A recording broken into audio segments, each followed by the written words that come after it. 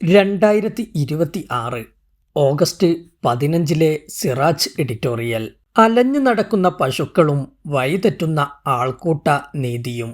വാഹനയാത്രികർക്കും കാൽനടയാത്രക്കാർക്കും ഒരുപോലെ ശല്യമായി മാറുകയാണ് നിരത്തുകളിലൂടെ അലഞ്ഞുതിരിഞ്ഞു നടക്കുന്ന കന്നുകാലികൾ. ഉത്തരേന്ത്യയിലാണ് ഇത് കൂടുതലായി കാണപ്പെടുന്നത്.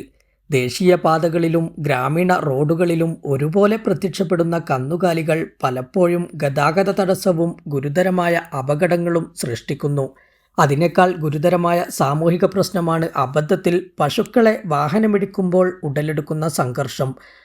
പശു സംരക്ഷണ ഗുണ്ടകൾ വാഹന ഉടമയെയും ഡ്രൈവറെയും വളഞ്ഞിട്ട് ആക്രമിക്കുകയും വാഹനം തകർക്കുകയും നിയമം കയ്യിലെടുക്കുകയും ചെയ്യുന്ന സംഭവങ്ങൾ ഉത്തരേന്ത്യൻ സംസ്ഥാനങ്ങളിൽ നിന്ന് പലപ്പോഴും റിപ്പോർട്ട് ചെയ്യപ്പെടാറുണ്ട്. ഇതിൻ്റെ ഏറ്റവും പുതിയ ഉദാഹരണമാണ് ഉത്തർപ്രദേശിലെ ബിജ്പൂരിൽ കഴിഞ്ഞ ദിവസമുണ്ടായത്. പശുവിനെ ഇടിച്ചെന്ന പേരിൽ ആൾക്കൂട്ടം സർക്കാർ ആശുപത്രിയിലെ യുവ ഡോക്ടറെ വാഹനത്തിൽ നിന്ന് വലിച്ചിറക്കി ക്രൂരമായി മർദ്ദിക്കുകയും വാഹനം തകർക്കുകയും ചെയ്തു. ഡോക്ടറുടെ ഭാഗത്ത് അപാകതയില്ല. പശു അവിചാരിതമായി റോഡിലേക്ക് കടന്നു വന്നതാണ് അപകട കാരണമെന്നാണ് റിപ്പോർട്ട്. അതേസമയം മനഃപൂർവ്വമാണെന്നാണ് പശു സംരക്ഷണ ഗുണ്ടകളുടെ പക്ഷം. എന്നാൽ അപകടം മനഃപൂർവ്വമാണോ അല്ലയോ എന്ന് അന്വേഷിക്കേണ്ടതും പരിശോധിക്കേണ്ടതും പോലീസും നിയമ സംവിധാനവുമാണ്. മനഃപൂർവ്വമാണെങ്കിൽ നിയമ നടപടികൾ എടുക്കേണ്ടതും ഇതേ സംവിധാനം തന്നെ. അപകടത്തെ നിയമപരമായി പരിശോധിക്കുകയും വിലയിരുത്തുകയും ചെയ്യുന്നതിനു പകരം വഴിയിൽ വെച്ച് ശിക്ഷ നടപ്പാക്കുന്നത് നിയമവാഴ്ചയല്ല, ആൾക്കൂട്ടാധിപത്യവും ഗുണ്ടായിസവുമാണ്. പശുവിൻ്റെ ജീവന് വിലയുണ്ടെന്നത് ശരി, അതിനേക്കാൾ വിലയുണ്ട് മനുഷ്യജീവന്. ഒരു ജീവിയെ സംരക്ഷിക്കാനുള്ള വികാരം ഒരു മനുഷ്യൻ്റെ ജീവിതവും സ്വാതന്ത്ര്യവും കവർന്നെടുക്കാനുള്ള അവകാശമായി കാണുന്നത് നിയമവാഴ്ചയോടുള്ള വെല്ലുവിളിയാണ്. അപകടങ്ങൾക്ക് പുറമെ പൊതു ഇടങ്ങളിൽ ശുചിത്വവും ആരോഗ്യകരമായ അന്തരീക്ഷവും ഉറപ്പാക്കുന്നതിനും തടസ്സമാണ് അലഞ്ഞുതിരിയുന്ന കന്നുകാലികൾ. പൊതുനിരത്തുകളിലും ചന്തകളിലും കുന്നുകൂടുന്ന പ്ലാസ്റ്റിക് മാലിന്യങ്ങളും ഭക്ഷ്യവസ്തുക്കളും തിന്ന് ജീവിക്കുന്ന ഇവ അസുഖബാധിതരാകുന്നതിനൊപ്പം പൊതുസ്ഥലങ്ങളെ മലിനമാക്കുകയും ചെയ്യുന്നു. മാലിന്യങ്ങൾ ഭക്ഷിച്ച് ആമാശയത്തിൽ പ്ലാസ്റ്റിക് അടിഞ്ഞുകൂടി കന്നുകാലികൾ ദാരുണമായി ചാവുന്ന കാഴ്ച മൃഗസ്നേഹത്തിൻ്റെ ഏത് അളവുകോലിലാണ് ന്യായീകരിക്കാനാകുക? പ്രശ്നത്തിൻ്റെ അടിസ്ഥാന കാരണം പശുക്കളെയും മറ്റു കന്നുകാലികളെയും തെരുവിൽ ഉപേക്ഷിക്കുന്നതാണ്. ഇതിനാരാണ് ഉത്തരവാദി? മുൻകാലങ്ങളിൽ കറവ പറ്റിയ പശുക്കളെ അറുത്തു ഭക്ഷണമാക്കുകയായിരുന്നു പതിവ്. പശു മാഹാത്മ്യത്തിൻ്റെ പേരിൽ അറവ് നിരോധിച്ചതാണ് പശുക്കളെ തെരുവിലേക്ക് അയച്ചുവിടുന്ന സാഹചര്യമൊരുക്കിയത്.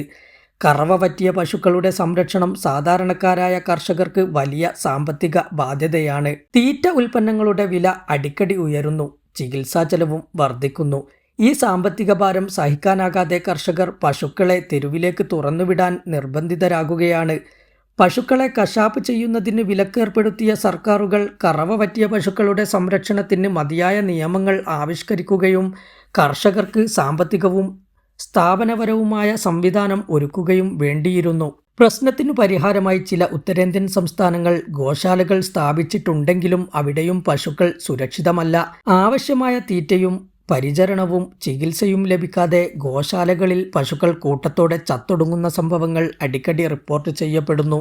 ഉത്തർപ്രദേശിലെ കാസ്തഞ്ച് ജില്ലയിൽ തീറ്റയും ചികിത്സയും ലഭിക്കാതെ പശുക്കൾ ചത്തൊടുങ്ങിയതിനെതിരെ നാട്ടുകാർ പ്രതിഷേധവുമായി രംഗത്ത് വരികയും ഗോശാലയിൽ നിന്ന് പശുക്കളുടെ അസ്ഥികൂടങ്ങൾ കണ്ടെടുക്കുകയും ചെയ്തിരുന്നു. രാജസ്ഥാൻ, മധ്യപ്രദേശ് തുടങ്ങിയ സംസ്ഥാനങ്ങളിലെ ഗോശാലകളിൽ നിന്നും സമാന സംഭവങ്ങൾ റിപ്പോർട്ട് ചെയ്യപ്പെട്ടിട്ടുണ്ട്. തെരുവുകളിൽ നിന്ന് കൂട്ടത്തോടെ പിടികൂടുന്ന പശുക്കളെ ആവശ്യത്തിന് സൗകര്യങ്ങളോ ഭക്ഷണ ലഭ്യതയോ ഉറപ്പാക്കാതെ ഗോശാലയിലേക്ക് തള്ളിക്കയറ്റുകയാണ്. ഇത് രോഗപകർച്ചയ്ക്കും കൂട്ടമരണങ്ങൾക്കും ഇടയാക്കുന്നു.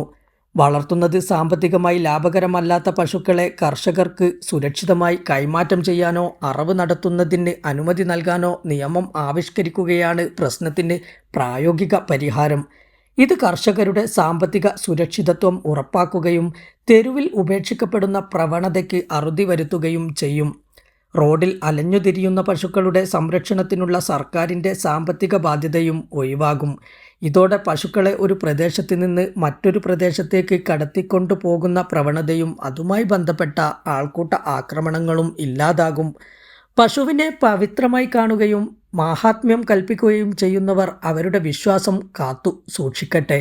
പശുവിനെ സാമ്പത്തിക സ്രോതസ്സായോ മറ്റോ കാണുന്നവർ അവരുടെ രീതികൾ തുടരുകയും ചെയ്യട്ടെ. അതാണല്ലോ രാജ്യത്തിൻ്റെ പാരമ്പര്യം. ഒരു വിഭാഗം തങ്ങളുടെ വിശ്വാസവും സംസ്കാരവും മറ്റുള്ളവരുടെ മേൽ അടിച്ചേൽപ്പിക്കുമ്പോഴാണ് വിഷയം സങ്കീർണവും സംഘർഷഭരിതവുമാകുന്നത്.